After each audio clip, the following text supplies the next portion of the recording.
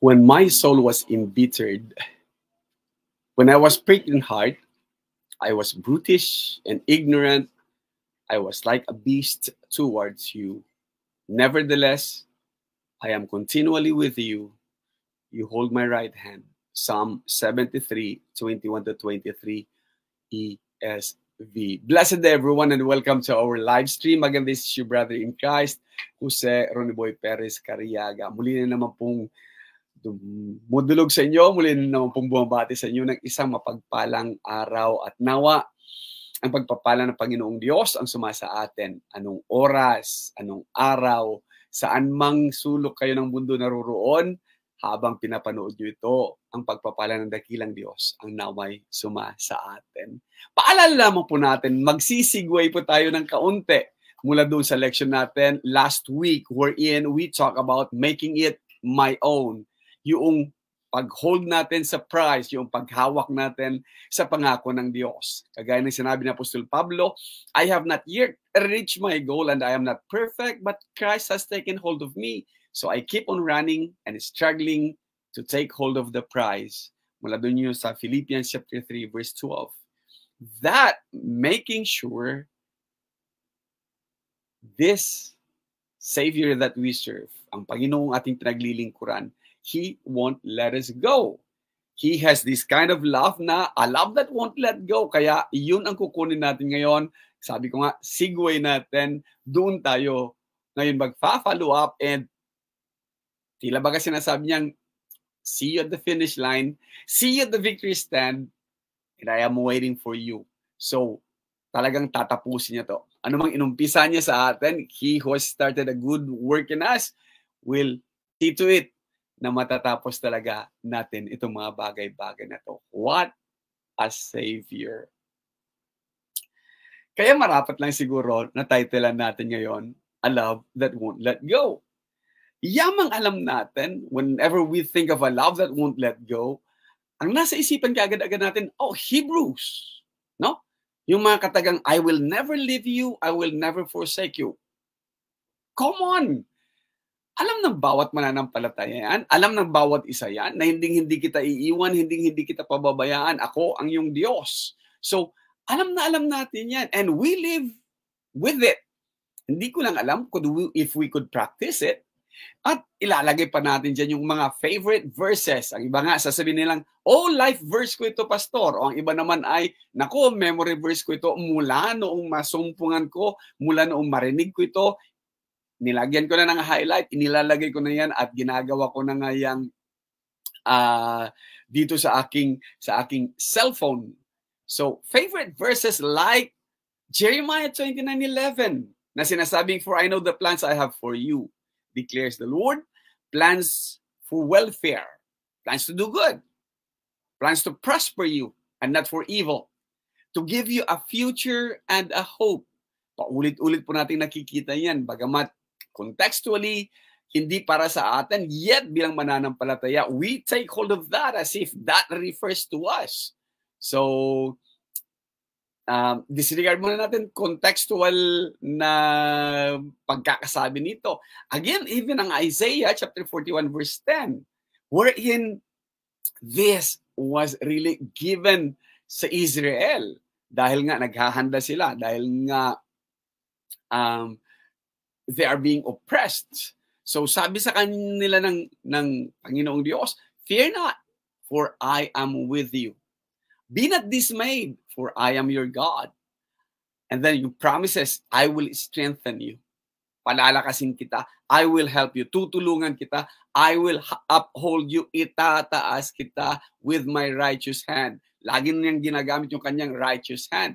Kaya nga, sa talatang 13, for I, ito yung rason, sinabi niya, the Lord your God, hold your right hand. It is I who say to you, huwag kang matakot, sapagkat ako ang iyong kalasag, ako ang iyong tulong, at ako ang tutulong sa iyo. Beautiful promises. A love that won't let go. Supposedly sana, pagka naririnig ng mga believers ito, naririnig ng bawat Kristiyano, naririnig ng bawat mananampalataya, ay ay sasabihin natin, oh, I could stand on these promises. I could build my life on these firm foundations. Hindi lang sa salita. I live by these verses. Pero when reality strikes and reality bites, nakikita natin that maraming mga Kristiyano are living a life in fear. Maraming kinatatakutan. What if? What if? Maraming kinatatakutan. Hindi nga lang, madelay nga lang ng kaunti yung sahod, natatakot na kaagad-agad. Marami ding insecurities. Kaya ano kung hindi ako perfecto? Wala naman talagang perfecto. Ano kung hindi ako umabot doon? Hindi naman talaga tayo umabot doon sa righteousness that God desires from us. Kaya nga, yung righteousness ni Jesus was imputed upon us. Yung rightness ni Jesus was placed sa atin, ibinigay sa atin. Kaya that is the God kind of righteousness. Yun naman ang hinahanap niya.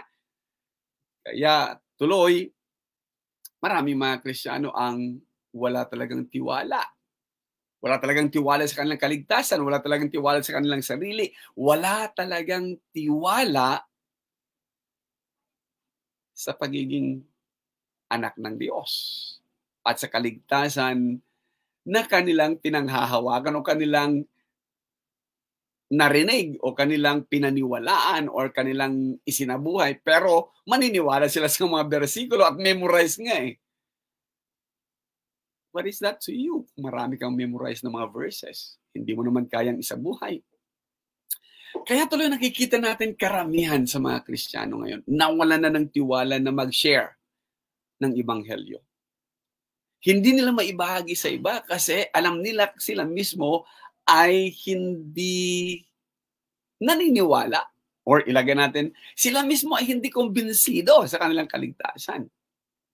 Nakikita natin yan sa mga buhay nila. No? Nakikita natin sa mga buhay ng mga Kristiyano. And even among preachers, so to speak. Marami mga preacher na kailangan may book, chapter, and verse. Wala naman itong, walang example na ganyan. Hindi namin ginagawa yan. Ito yung nakasanayan namin. But the same preachers ang magsasabing, hindi tayo sa man-made traditions. Pero the same preacher, ang gusto nila ng unity, unity, unity. Pero ang gusto nila conformity, gusto nila uniformity. Kapag hindi namin ginagawa, dapat huwag nyo rin gagawin. Kasi mag-i-stumble sa amin yun. Kailan naman naging defense mechanism yung pagiging stumbling block o yung pagiging pag-i-stumble natin, ano? So, nakakatawa magkaminsan. Kasi nga, lagi silang nasa lookout. Baka magkamali. Wala yung tiwala. Parang laging, pagka nasa loob ng bahay, laging takot na baka mapagalitan ni daddy o mapagsabihan ni mami dahil marahil may ginagawang hindi tama. Or dahil nasanay na hindi siya tanggap. Pero kung anak and you act like an anak, then anong katatakot mo na sa loob ka ng pamamahay mo? Hindi ba? So, a love that won't let go. Ito ang hindi nakikita ng karamihan sa atin. Kaya batay sa ating scripture reading na Psalm 73, hinighlight ko lang yung you hold my right hand. Because, kung titingnan natin maigi itong awit kabanatang 73, this is Asaph's confession. And this confession, ipinapakita sa atin ni Asaph that from a secured condition, napasok siya doon sa slippery slopes. Napasok siya doon sa, mula sa firm foundation, napunta siya doon sa hindi mapagkakatiwalaan. Hindi niya sinabing sinking sand, kundi slippery. Why was it slippery? Yun ang kanyang pagpapakita sa kanyang visual presentation starting from verse 1. Kaya nakaka-relate ang bawat Kristiyano kapag makikita na natin kagaya ng mga binanggit niya dito. Kaya nga, pag nananalangin ng iba, natutuwa ako na nagsasabing, huwag mo po kaming pababayaan that we slept in this slippery world, that we miss Sa verse 1, itong hindi talaga natin maiaalis. May pinanghahawakan si Asaph na sinasabi niyang, truly, God is good to Israel. Ina-affirm yung belief na yan. But how could a man, a righteous man, like Asaph, mag-a-attest, mag-a-affirm that God is good, and then i-qualify niya to those who are pure in heart? Indirectly ba sinasabi mo, Asaph, your heart is not pure this time? Kasi, affirm yun eh. God is good to Israel, to those who are pure in heart. Sa mga pure in heart, kagaya din ng sinabi ni Paul last time. For us who are mature, paano yung mga immature?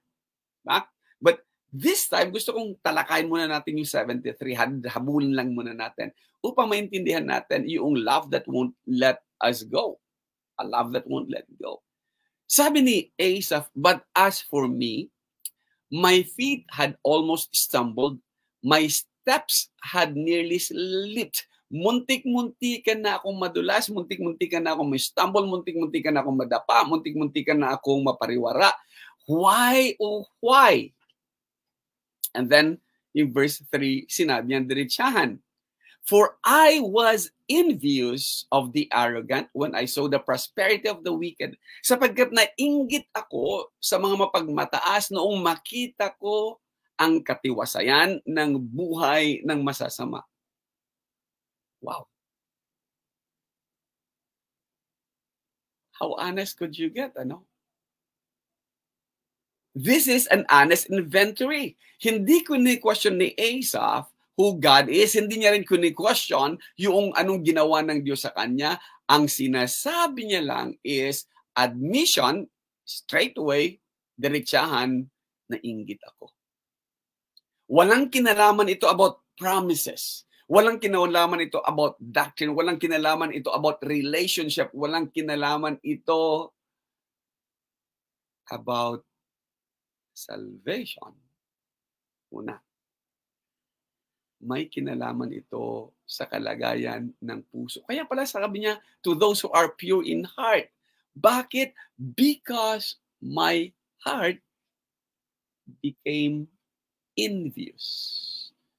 I was envious because of the prosperity of the wicked. Nainggit ako sa kasaganaan ng mga masasama. Oo nga naman, ano? Kung paghahambingin natin ang buhay natin, kaysa sa buhay ng mga masasama, we are in the losing side.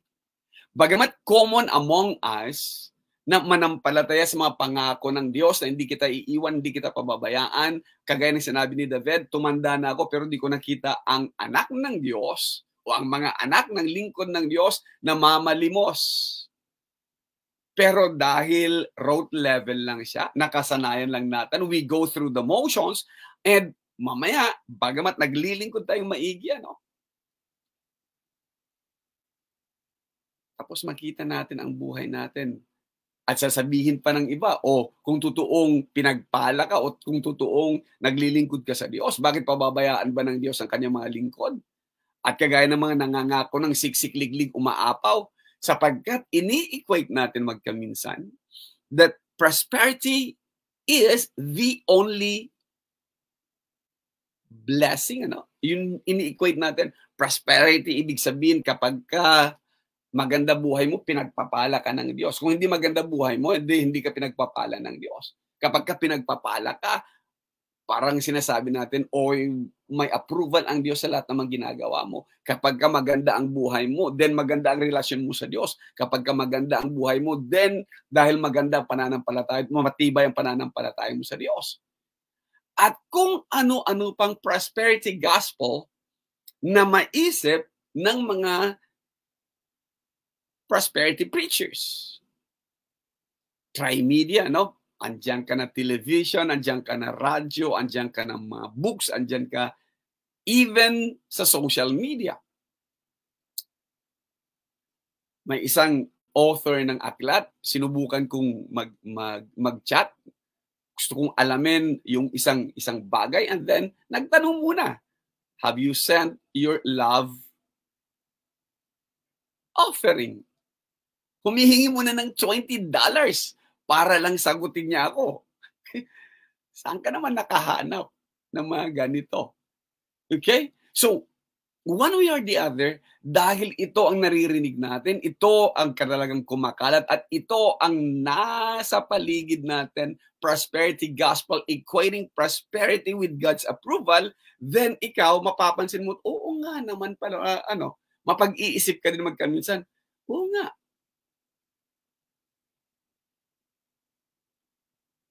naglilingkod ako sa Diyos, bakit hindi man lang niya maipagkaloob sa aking mga pangangailangan ko?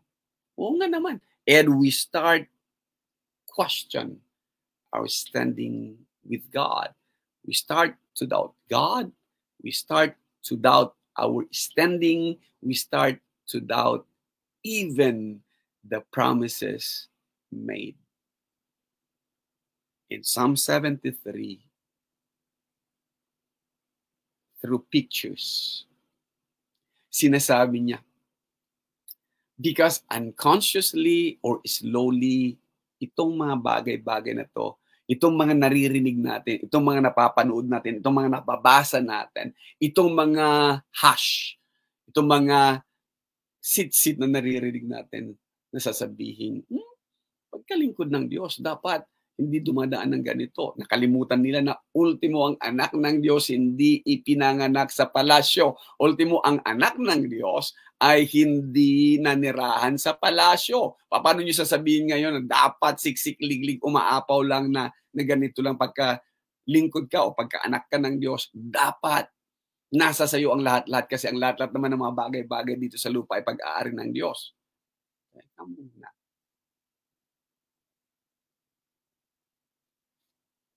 Hindi iyon ang rason kaya siya pumunta. Hindi yung easy life ang rason kaya ako Kristiyano. Hindi easy life ang rason kaya ako naglilingkod. Hindi rin easy life ang rason kaya ko isinishare ang gospel or kaya ako mananampalataya.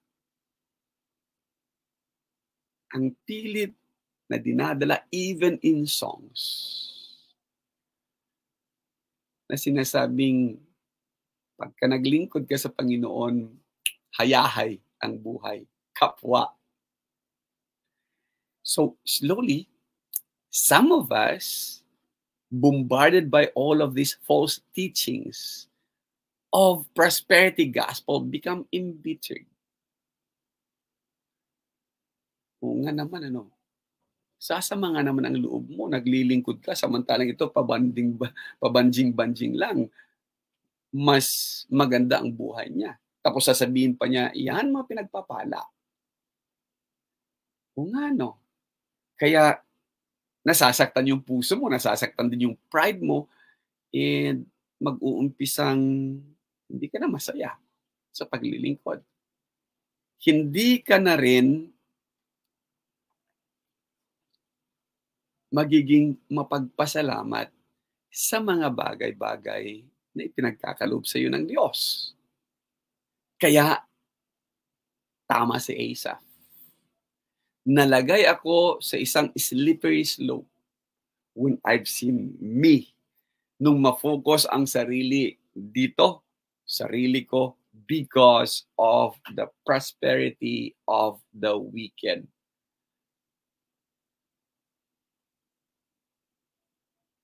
Kaya nga, sa ibang parte ng kasulatan, nagtanong ang isang propeta, Lord, why does the wicked way prosper? Tila baga they have the best of both worlds, and they could claim things.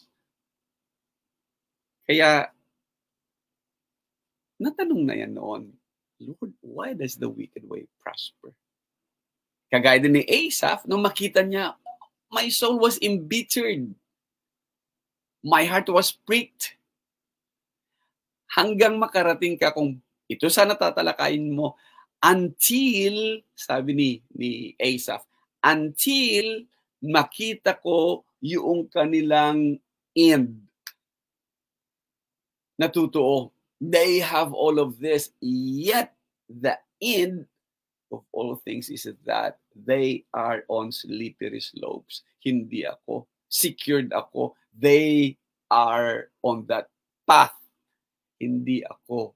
Secured ako because I have someone holding up my hand. Kaya sabi niya, you hold my right hand. You never let me go. Hindi mo ako pinabayaan even sa mga pagkakataong nagdadalawang isip ako. Hindi mo ako pinabayaan sapagkat alam ko na anumang inumpisan mo sa akin, you will see it hanggang ma-accomplish. Oh, kagaya ng isang kaibigan, he just won't let go. Si George Matheson noong 1842 nagsulat ng O Love That Won't Let Me Go. Ang sabi niya, O love that will not let me go, I rest my weary soul in thee. I give thee back the life I owe, that in thine ocean depths its flow may richer and fuller be. Totoo nga naman. Sabi nga naman ng Panginoong Yesus, I have come that they may have life and they have it to the fullest. Hindi siya nag-promise ng bed of roses. Yet, maalala ko talaga, when I was young, pagpipiliin ako, makasama ang tatay ko sa mga laruan, makasama ang tatay ko sa ibang bagay, makasama ang tatay ko kaysa sa pasyal, I will always choose being with my dad. Ganun dapat mag-isip-isip tayo ngayon mga kapatid. God loved us so much na ayaw niya tayong pakawalan. He's holding our hand. At ang sasabihin niyang, slippery slope ito anak, pinanghahawakan kita. Ako may hawak sa iyo. Hindi ikaw nakatangan sa akin. He is holding us in our right hand. A love that won't let go. Hindi niya talaga tayo iiwan, hindi niya talaga tayo pababayaan. Siya talaga ang bukod tanging nagsasabing, ako ang iyong helper. Papasalamat ako sa pagsama niyo muli sa broadcast na ito. Huwag pong mag-atubiling mag-share. Huwag pong mag-atubiling mag-subscribe. Sa mga first-timers, share. Marami na po tayong nagawang kagaya ng broadcast na to, ng live stream natin. Hanap lang po kayo doon. And hopefully, so sana nga kung magawa natin ng titles and subtitles, mas magiging maganda sana at mas madali para sa mga gustong makahanap ng mga appropriate na lessons sa kanila with our channel. Muli, to God be the glory.